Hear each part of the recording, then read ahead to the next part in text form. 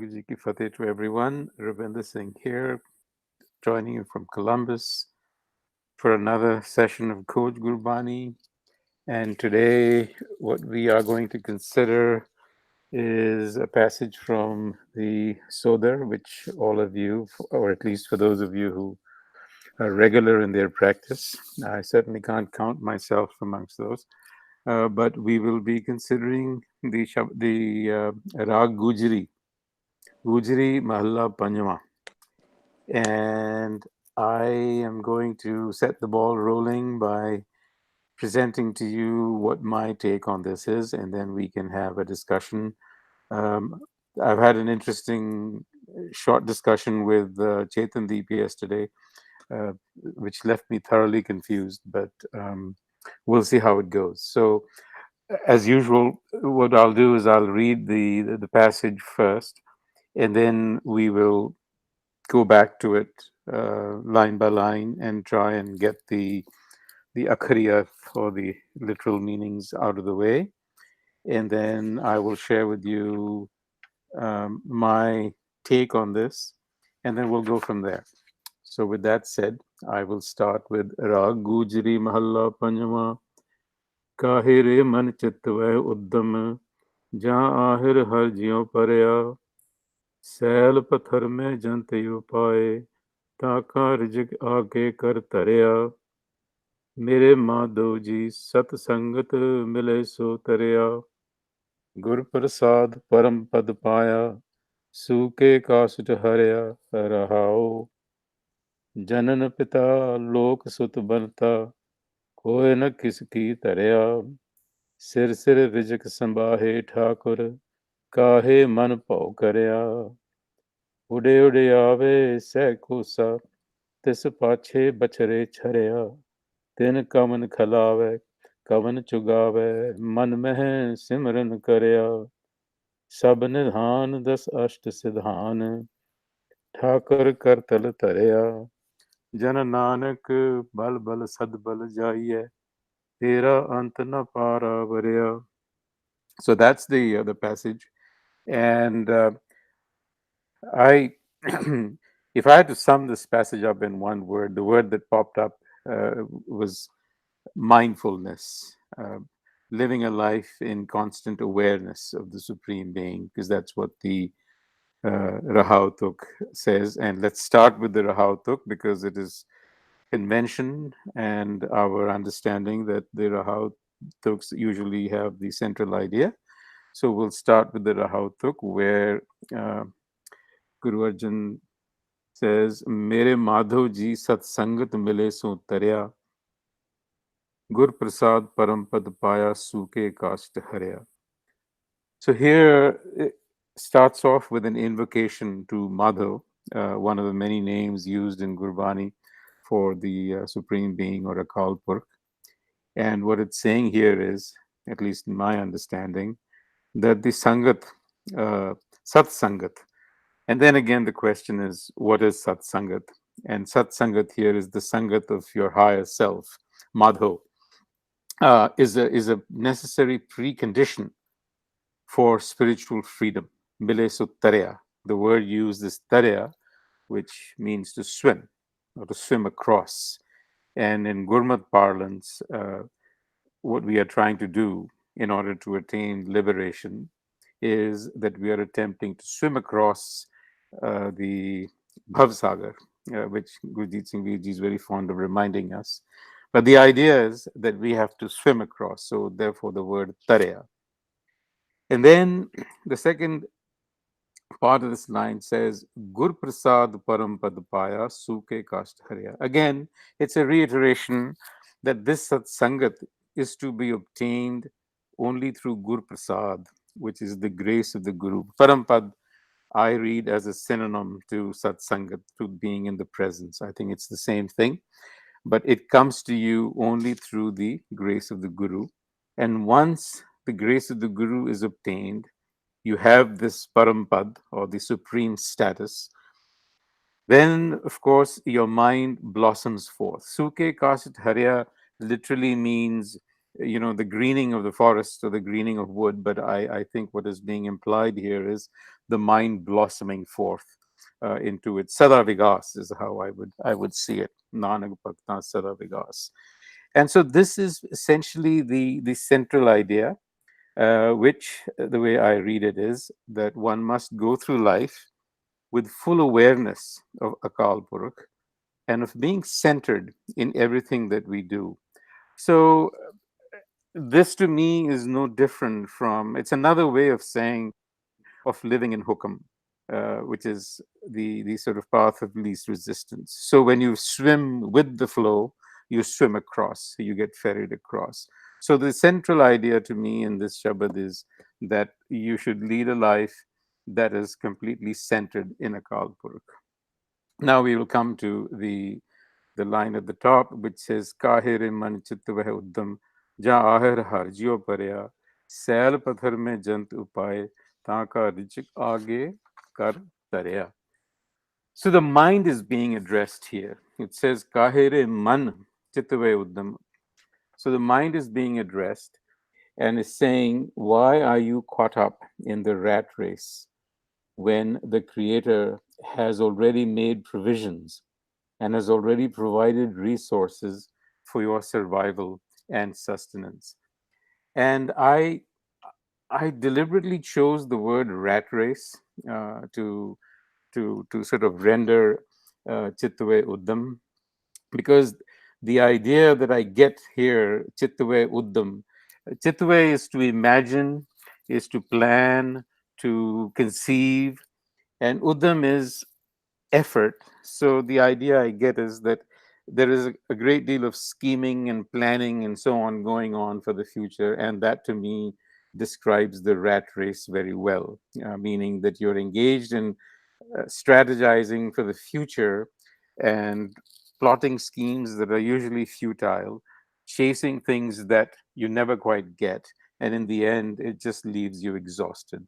So I would say it's a rat race, and it is really the way we generally act, because this is really acting out of Haume. Haume is the one that is forever caught up in this web. So I have chosen to translate Chitave Uddam as sort of being in the rat race. Um, so and then clearly it is being said here, "Kahe man Chitave Uddam ja har jyo parya, sail pathar mein jantu paye, taaka rijak aage kar tarya," meaning that all forms of life, whether they are under a stone, under the depths of an ocean, are being provided for. And to the rat race is then just not a good life strategy to have, basically, is how I understand this. Then it goes on to say, Janan Pita, Lok Sut Banta, Koe na Kiski Tarya, Sir Sir Rijik Sambai Thakur, Kahe Man Pau Karya. Again, this is a reiteration and an assurance that the Supreme Being, here referred to as Thakur, cares for and sustains its creation.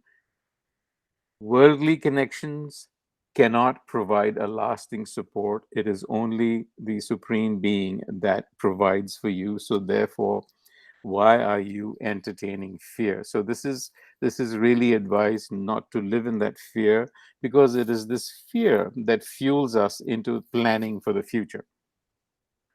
Then it goes on to say, Ude ude aves, se ude ude ave se kosa, tis pache bachare jharya, तिन कवन खलावे कवन चुगावे मन में simran karya. Now here udeud has been usually translated uh, to mean, in English, the translations that I have seen uh, kind of equate udeud to the flying of the flamingo bird, um, and in Punjabi the bird is referred to as coonj. I'm not sure whether a coon is a flamingo, because I don't know much about birds. And I doubt that it is the flamingo that is being talked about. My reading of this passage is that the reference here to udeud is not to a specific bird, but it's a generic one. It's generic to winged creatures, birds that fly. And what is being what is being said here is that look at birds that fly distances fending for food, leaving their children, meaning newborns, in the nest. So the point that is being made here is tin kaman khalawe, kaman chugave, man mein simran karya. It's kind of a question. It's saying, who do you think is feeding the kids? And the mother, the parent bird, can only be mindful of the fact that the children are there fending for themselves, which is practically what happens to newly born birds. They do come back to their parents, from what little I know, but within 3 or 4 days they're out of the nest as soon as possible and are on the own. So what does the bird do? Even though it flies long distances, it is not in control of the welfare of the child, and so it it simply hopes for the best in a way, right? So the idea is that you're not in control of everything. Stay centered and go with the flow, is how I'm taking all of this. Then further down it says, Sab Nidhan das Ashta Siddhan Thakur Kar Tal Tarya Jan Nanak Bal Bal Sad Bal Jaiye Tere Antana Paravarya. This again is a kind of a reiteration of the fact that all bounties in life flow from the giver, the big giver. And Nanak, of course, is at a loss, cannot even begin to fathom the unfathomable. So this is the line by line take that I have. And so what do we make of this passage? In my discussions, and previously, we I think there was a great deal of uh, confusion, because the standard question that pops up is, because kahe mantu chitavah udam is translated generally or understood generally to mean, why are you worried about your food, your daily living, when the creator will provide you with your sustenance? I think it's taken to mean as if you don't have to make any effort because the creator is going to deliver. As if I mean, I think it's funny to think that way. It's almost like the creator is running some sort of a home delivery business that he's going to. So I think that is where this confusion stems from. Whereas it is saying that don't get trapped in this business of planning and plotting a future. um, Perhaps not even that. Maybe you can plan a future, but don't get stuck in it. Don't get fixated on it. Don't get paralyzed by it. Just go with the flow. Focus on what you have to do. Because when you're constantly plotting the future, or regretting the past for that matter, you lose the present. You lose the opportunity of the present, and you're not living fully. So I think that is really the underlying theme here that is running. So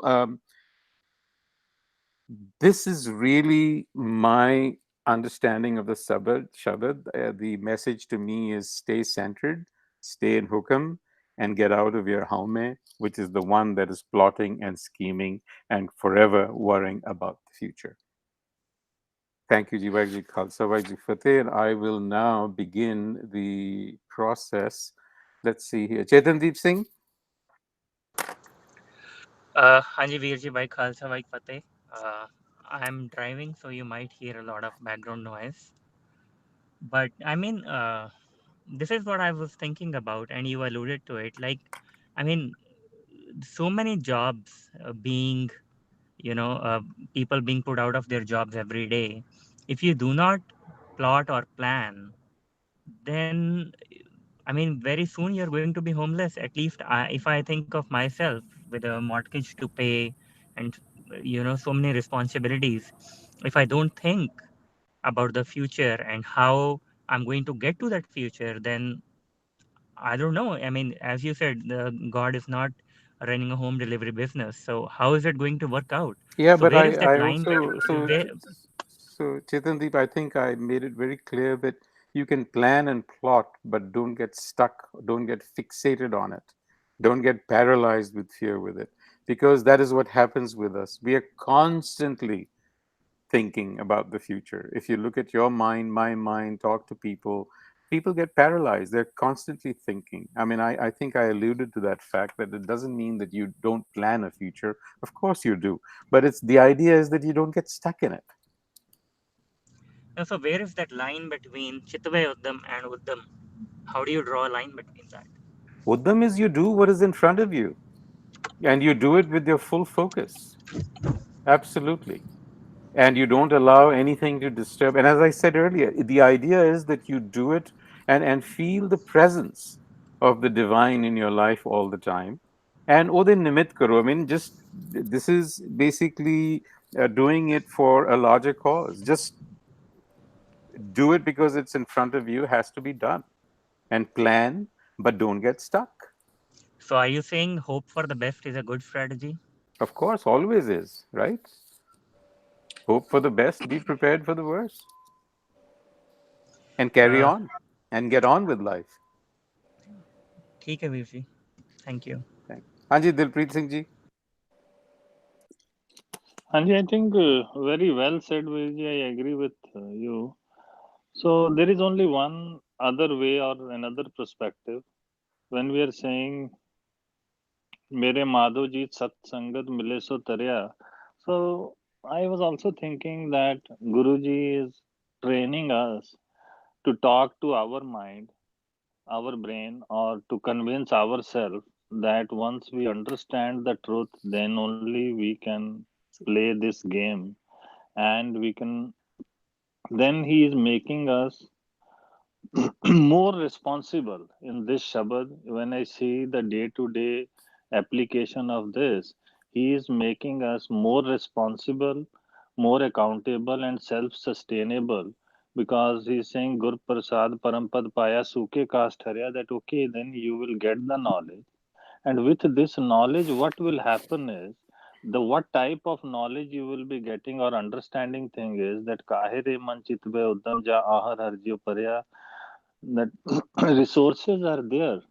If one resource is closed or if one door is closed, don't get demotivated or don't go into depression, because there are, if one door closed, maybe 10 more are opening for you. You just have to be look for them and keep moving, because, and don't get depressed.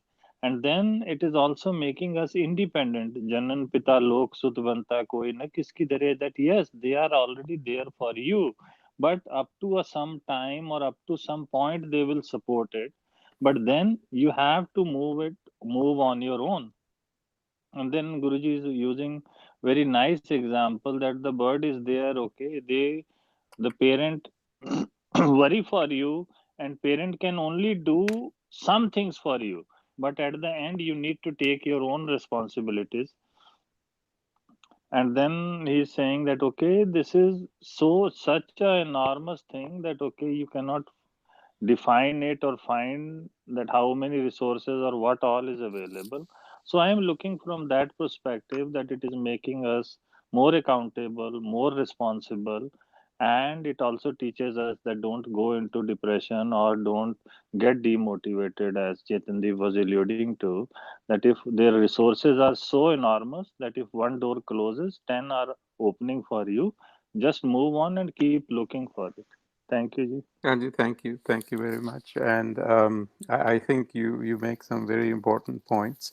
Uh, the idea is, as you said, to carry on. The resources have been provided. The provisioning is there. You have capacities to take care of yourself. And indeed, this is certainly, I read it also as a message for independence and self empowerment. Um, so we have to disabuse ourselves of the idea that, when you say kahe re man chitve uddam, which has often been understood to mean, well, I don't need to do anything. And I think we need to disabuse ourselves of that notion. Eileen, Waheguru ji ਕਾ Khalsa Sahib Waheguru ji Waheguru Ki Ji ki Fateh. fateh. This reminds me a lot of a discussion that we've been having in the other Vichar group that's here in the Bay Area, the Bhagat Kabir Ji's sloks, and discussion on death and living while dead.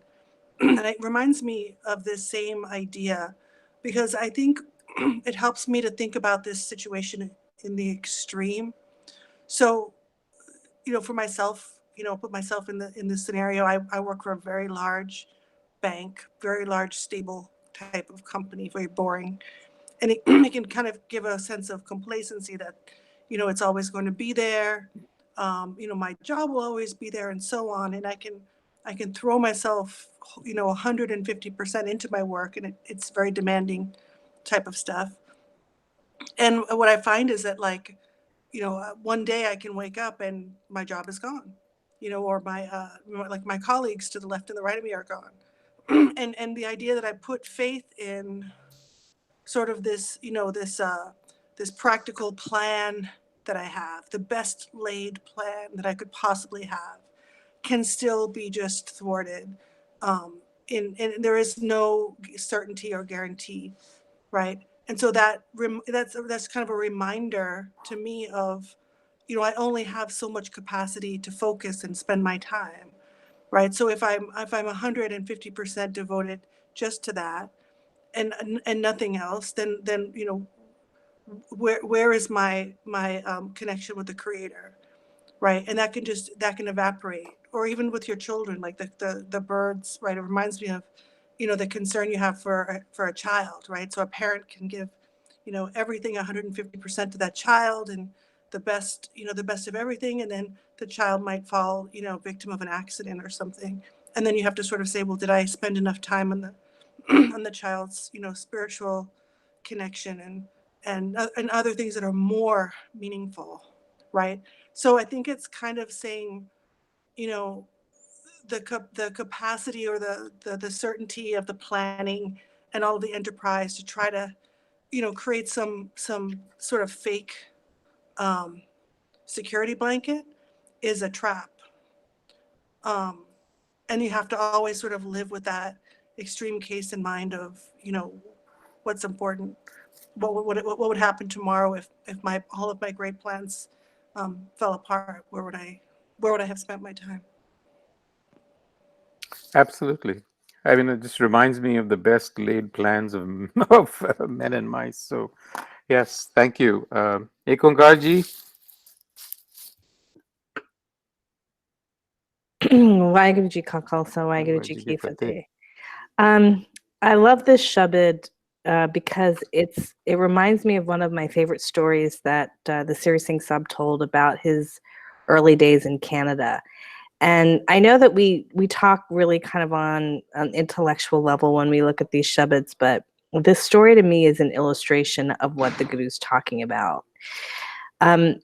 So when the Siri Singh Sahib first came to Toronto, he, of course, wasn't known and, had received a calling to come teach here. And he was living with some of his relatives, and they were not vegetarian, and he was, and it presented a problem because he couldn't really eat anything that was being served at the home where he was staying. And yet it was, of course, it was the late 60s, and, it wasn't like there were a lot of vegetarian options, to go find in a restaurant. So he talked about this one situation where he hadn't eaten anything in 3 days, and he was teaching yoga, taking the subway, teaching yoga, going back to where he was staying. He was staying in the basement of this particular home, and he came home and he came back to the place, and there was a beautiful pot of beans, but it had meat in it, and he just couldn't eat it, and so he went down to do his nitnam. And he took a hookum out of his good cut because he was kind of beside himself, didn't know what to do. And this is the shabad that came, about how in the rocks and the stones, God provides the sustenance, and don't worry about anything. And he said that he started crying when he read that shabad because it had been 3 days since he'd eaten anything. And he cried, and he said, just a really honest from the heart prayer. And prayer is not pretty. Like prayer is not flowery. And he just said, what the hell, Guru? These are your words, and I haven't eaten for 3 days. Are you, what's wrong with this? Why am I, are you going to honor your own words to me? And so he was crying and reading the nitnam. And while he was doing his nitnam, there was a phone call for him, and it was from some of his yoga students, and they said, come back to come back, over to the house where he was teaching yoga, the center where he was teaching yoga. They said, we found a solution to your problem. So he got on the subway and he went to the ashram, and the yoga students had found a place that made vegetarian pizzas, and there were all of these pizzas all over the room, like cheese pizza and mushroom pizza and all different kinds of pizzas, and the sauce wasn't made with any meat and it was all vegetarian. And there was way more pizza than he could eat, and he sat down and he said, I ate a whole cheese pizza all by myself, but I ate it with gratitude. And to me, that story is the practical reality of what this Shabbat is saying. It's not like we're going to be comfortable. Like the Guru doesn't say, hey, you're going to be comfortable in life. The Guru says there are going to be times that are scary and uncomfortable, but don't worry, because someone is looking out for you and it will resolve. Don't freak out in the end. And I think the notion of satsangat is really important here, that we've got to really understand what it means to be in satsangat. It means to be in a group of people who are practicing and having a practical experience of what these words mean, because without experience, without a real experience of what these Shabads are talking about, what do you anchor into? You can't anchor into the language. You've got to anchor into somebody's practical experience of what that Shabad has given them and shown them. At least that's my perspective and experience of it. So thanks for listening and letting me share one of my favorite stories with you. Yep. Thank you, Ekankarji. Let me see now. Kulwant Kaur Penji.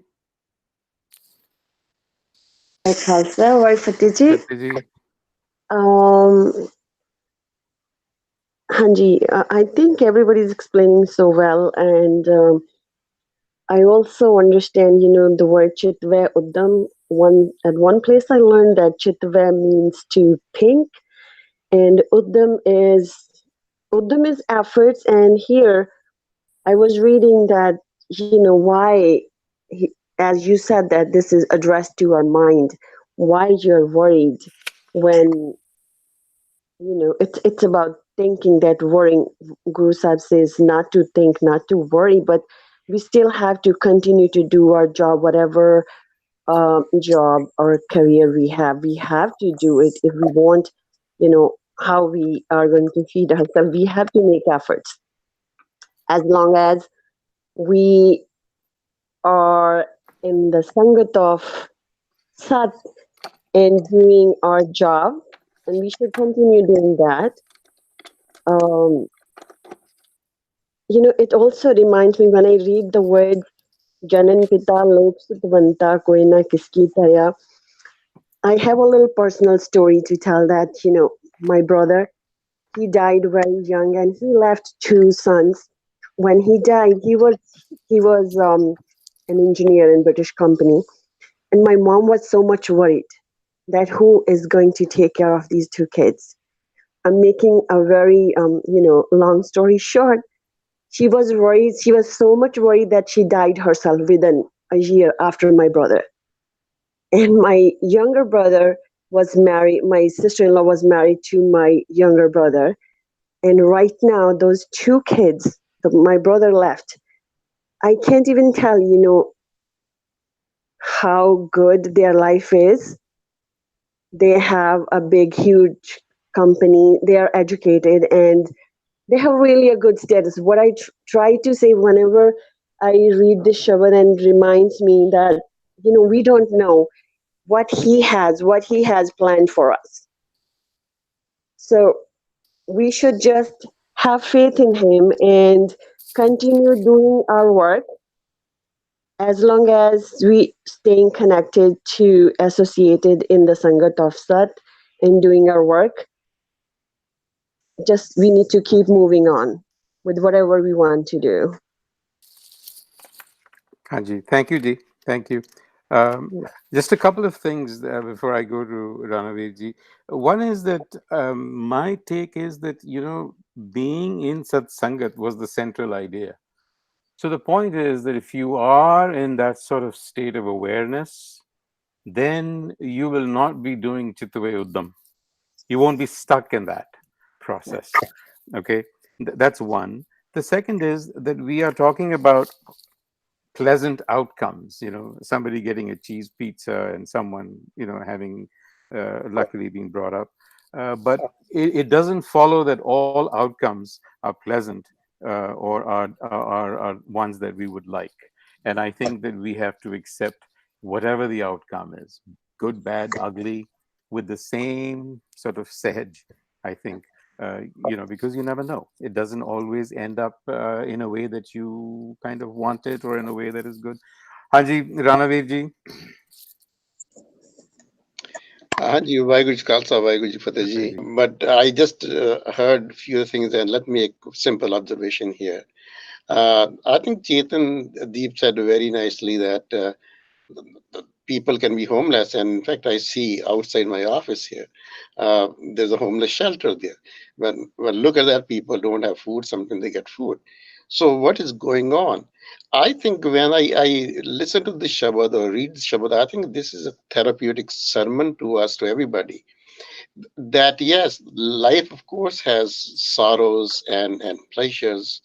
We are inspired sometime and we are sad sometime because of circumstances, and they are going to be there, and we have to work for that. It's not that we sit back and be homeless. This Shabbat is just a therapeutic thing that okay, don't worry, just and pray for that, have faith in that. As Ekin Karji said, that we can be intellectualizing all these things, but there is a clear message, and I can relate to the story she said because I encountered the same thing when I was a U of T in Toronto.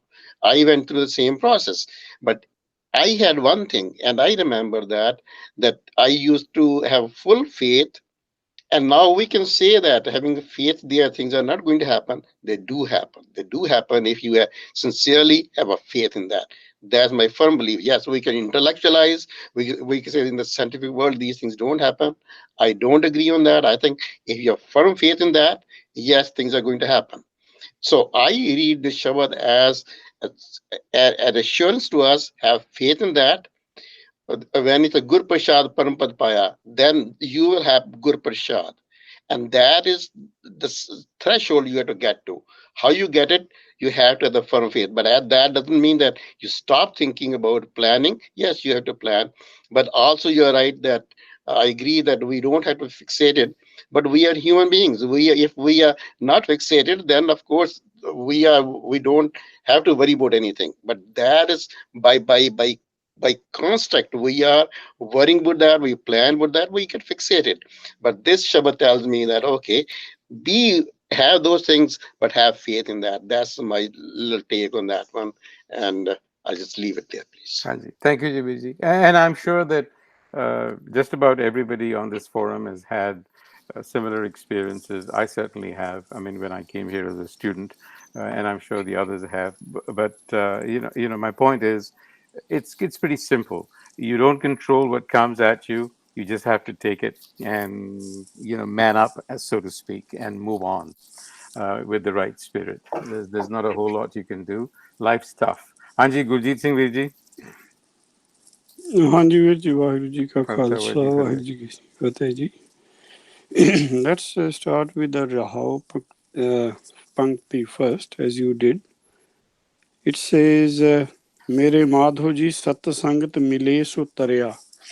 So mile actually is a past tense. In the verb, if he is present continuous, then he puts two las. Single la means the buddhi is speaking to the inner self that if someone has been a part of the satsangat, which actually was the last pankti of the last Shabad, which we finished, that was Mahalla Chotha, this is Mahalla Panjma. Tan tan satsangat jit hariras paya, miljan nanak naam pargas. So satsangat is the congregation of the Sachkhand where all Satsrups are sitting, all the Puran Brahms are sitting. If you have associated with that, those people will be considered as floating. They are mukt. So this is what indication is coming. But before that, it also says something to the man. So the buddhi is speaking on both ends, speaking to the man that after reading a scripture, at least this thing should be very clear in our mind that sarab ki chinta tis man mahe, tisse birtha koi na hai. There's someone looking after us. But we have to do something else as well. As they say, haath paun kar kaam sab, cheet naranjan naal. That aspect is missing. He's emphasizing on that aspect that that is the only aspect which we should remember, because rest will all continue. You can get the feed, you can get the clothing. One way or the other, he will look after you. But our effort, which we have to do, we are missing that. We have to be concentrating on that. So kahe man chitavah udam, he says, the mind is constantly engaging in all these worldly problems. That what I'm gonna do, my house, this what we have already discussed. But she is saying that sal pathar mein jantu paye. This word sal also important. There is a pathar which comes for your mind, Chetan. But sal pathar is coming for a pure stone from which you make idols and all. Says even in that pure stones, if there are jants, their feed is there. So feed is only for jant. We are not worried about G. We have to be worried about the geo as well, whereas we are more worried about the jant. Taka rizq is already there. Even if the apple is rotten, there are, the apple rots first and then the G's come. The food is before the G is going there. So Gurprasad Parampad Bhaya, the only way to attain that ultimate Parampad is Gurprasad, which is either you are in association with the Satgur physically, or you are in association with Gurbani, because they're both Gurprasad, Suke Kast Harya. It will get you life. See, if you put something in water, it gets green. Means the water is getting through the roots into that system. So our water is within our roots, which is in our mool. It says Jal bin Sakh Kamalavati. That Jal is not outside, there is also Ramudak within us. If we associate within that Ramudak, we'll go green spiritually. It's not only, it's a physical example, but taking us to. Then it says Janapita Loksud Manata, if they are your relatives, but in the end, spiritually, Harji Mata, Harji Pita, you have to rely on that. That's the message coming. There is a Shabad by Bhagat Tanna, if I think Harvinder can put that one. I asked him before, Kummi Jal Mein Tantis Bahar. It's also similar theme, but it takes us a step behind, where he says, Janani Kere Udar Udak Mein Pind Kiya Das Dwara. That it's within that womb that you are making your body, and then he relies on the thing that they ahar agni mein rakhe, aisa khasam hamara. The Parmeshwar is so perfect that he is feeding you there within the womb.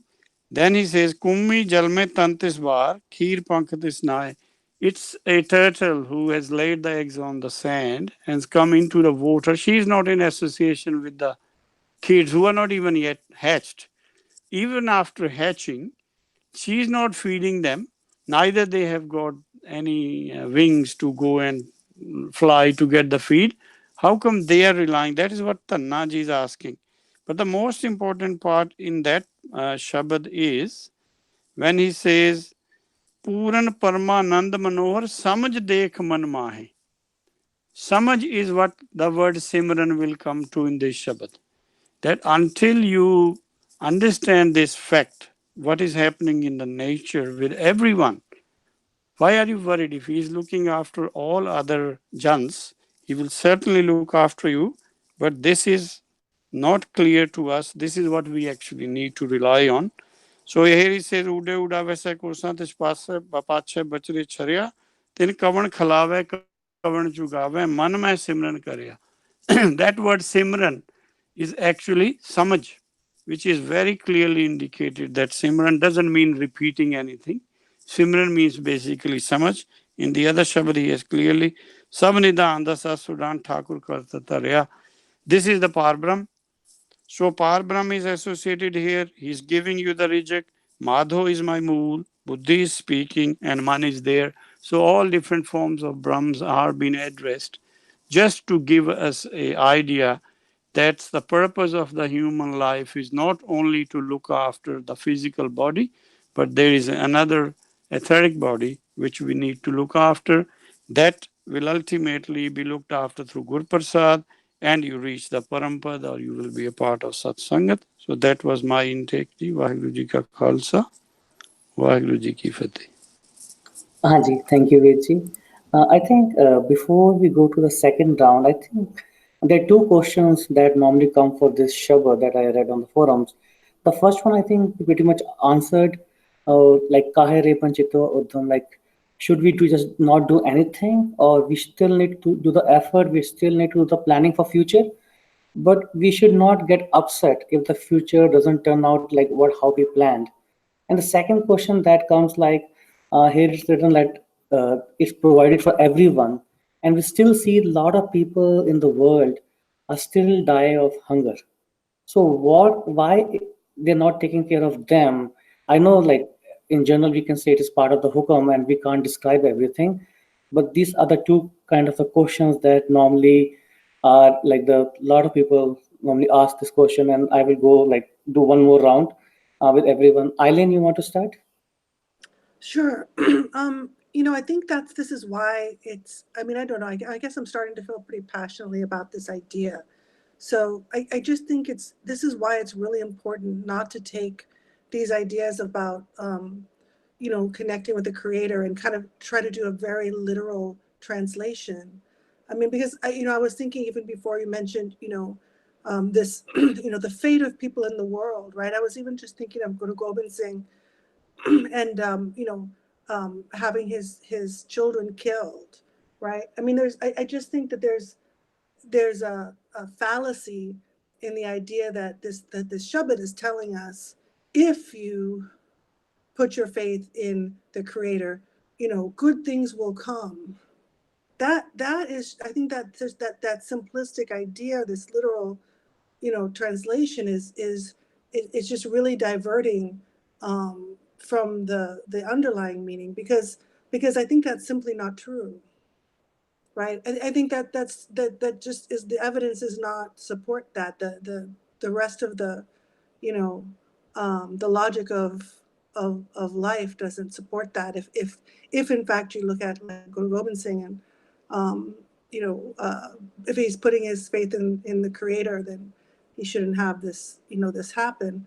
And so it just it just tells me that it just is giving a different importance to um, the spiritual connection as being far more important than the Maya and the physical plane, where we are kind of trying to feed ourselves and house ourselves. The fact is that you could die tomorrow, and the homeless people die, and children die who shouldn't die, whose suffering happens regardless of where the person has put their faith, right? It doesn't matter. So the question is, well, how do you spend your time? If you're given some, what do you do, right? So I don't know. I'm kind of wondering if the literal aspect just really takes us away. If I could just add, like, so just to kind of bring those two ideas together, I think the idea is saying, like, connecting with the Creator is not the means to an end, which is, or just like acknowledging, like, oh, I will be taken care of, right? Or and setting the expectation that you will be taken care of is also not the point, but rather the connection with the Creator is the point. It's not like a technique, right? Yeah, It is the point. exactly. So yeah. Nice. And Chetandeep? Hanji Virji, so I've been thinking about this. I think to me, what I understood this evening was, at least from my experience, what I've seen, that we plan a certain future and we want a certain kind of future, right? And the message we are getting in this Shabad is to be open and adapt as the future unfolds. So one day at a time, rather than being tied to the outcomes. But something what Eileen just said, and you guys were discussing, like, that it's not a means to an end, and it's not necessary that good things will happen if we put our faith, if we do the satsangat. However, I agree with that. I mean, and the examples quoted were of Guru Gobind Singh Ji and so forth. And I agree with that, that the outcomes are, we shouldn't be tied to outcomes. But a Shabad just came to my mind, and maybe we should think about it. I think the Shabad is kahe man tu dolda tud rakhega sirjanhar. Right? So the address is again to man, and it says tud rakhega, the assurance being given is that you will be taken care of. Right? If you stay, if you do the satsanga, to the rakhega sirjanhar. So then, how do you, I mean, say that he will not, like the outcome will not be uh, uh, something positive. Yeah, I mean, I think I think your second question I wanted to touch. You said that Sahel pathar mein jantu paye taaka rizq aage karta reha, and then the example was also used that if the apple ripes and then there is life in it, so food comes beforehand.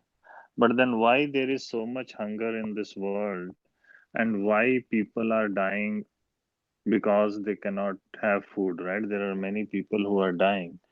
I think that is not what this Shabad is addressing. It is addressing our mind, because if we go that route, that okay, when before the person is born, his food is here, then nobody should die of of hunger, right? Everybody should, but we know so many kids or so many children in the world are dying because of hunger, right? Because I think that is not what it is saying. It is telling us that you don't get demotivated if something has happened. Yes, there are resources, and don't give up your hope. Keep continuing and explore other resources or other options, and you will find something. So I think it is giving us that type of motivation. And then the classic example which comes to my mind is the of Stephen Hawkins, that if we read his life, that he had what type of problems he had, but he never gave up, and he continued on the path, and we see where he went and what contributions he made. But many doors were closed, but then still he kept on exploring things and he moved on. So if we, because if we related that okay, everybody's food is here, food is planned for them, then it will be hard for us to justify to our kids, as you asked, that why people die because of hunger. Thank you. हाँ जी, thank you Veer ji. हाँ जी, एकमकार जी. Yeah, I'm I'm going to pose a different perspective, which is the phrase, satsangat mile sutariya. I mean, here's the thing. I think it's pretty clear the Guru's saying you're going to be taken care of. Somebody's looking out for you. And then don't worry. I mean, I don't think that's in question. But the phrase about being with the satsangat, I think, is critical, because what satsangat was traditionally was a whole life program. I mean, today we have expensive gurdwaras being built where there's millions of dollars being spent, and the food just goes to feed the people who are already, faithful on Sunday. But the traditional gurdwara structure was the Sangat came together at sunrise before the sun rose. They prayed and meditated together, and then they ate together before people went out and did their life. So this is where Shabad and practical reality had an actual connection, even 100 years ago before partition. So if you were with the satsangat, being in community carries you when you can't carry yourself. And the act of there being food for people every day who wanted it was a very practical social net. So why are there people starving? It's because there aren't satsangat. There's not a place for them to go be part of satsangat where they can meditate and be cared for and be fed.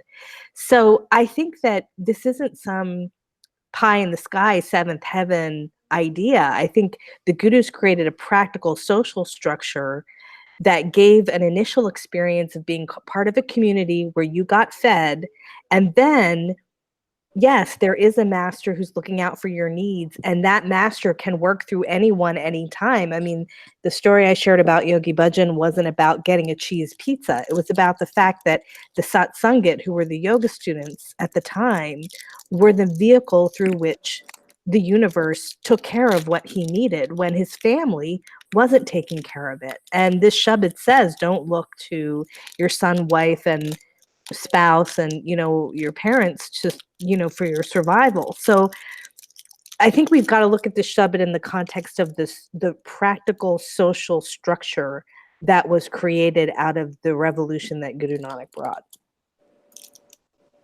Anji, thank you, ji. Nice. Eileen, you want to add anything? I see you on mute.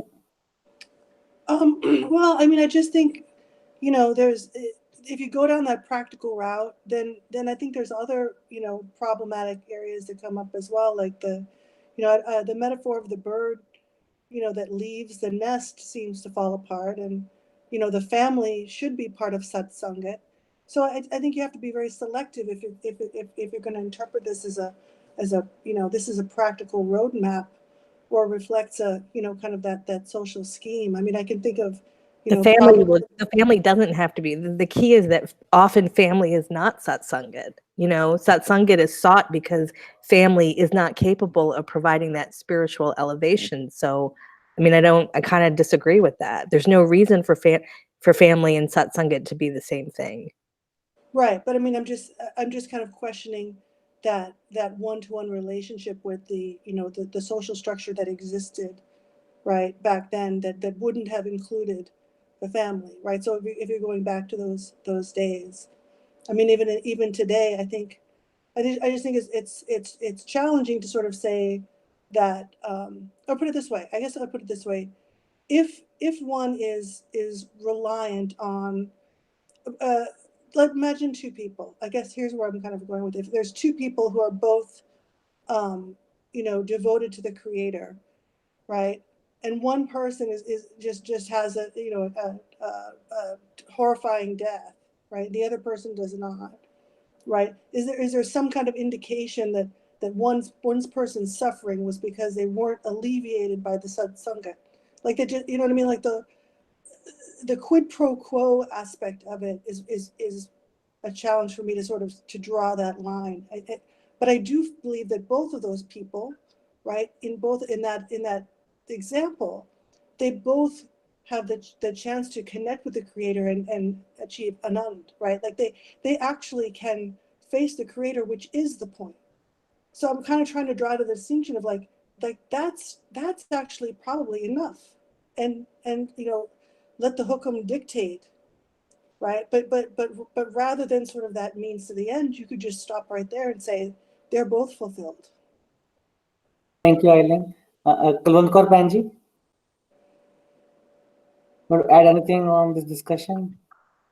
Yeah, Hanji, would you just let's simply put in simple words that when we say why people are dying of hunger, I think we are suffering because we are disconnected with our source. We are away from our source. When we are connected to our source, we get energy and strength to continue to move on in whatever has life to throw on us, and we are able to just deal with it.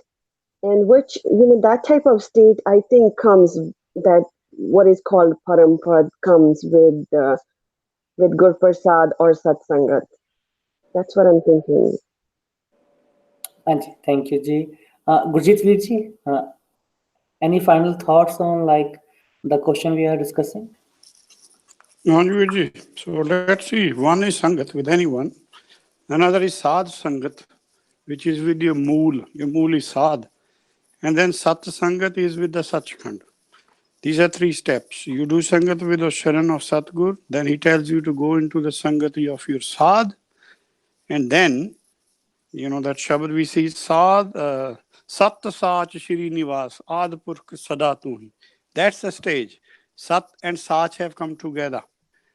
Those people who have Satnam within them, who have obtained the Puran Brahm, they are further in that Sangat. So three things have to be very clearly distinguished. Sangat is like we are doing, then after this, if we want to merge within our mool, it will be Sad Sangat. And when that united thing want to merge into the Shabad Surat, that will be Sat Sangat. And secondly, also, see, it's whatever we say death, firstly, we have to understand what is death. The leaving of this body is not a death, Kaun mua, what are we discussing? But certainly, Tisri Pasha has said us, he says, Kya jana ki marenge kaisa marna ho. No one knows which way the death comes. You may be trapped in the mine, die of hunger there. You are not being fed outside. Who knows what are the ways of leaving this body, that time comes.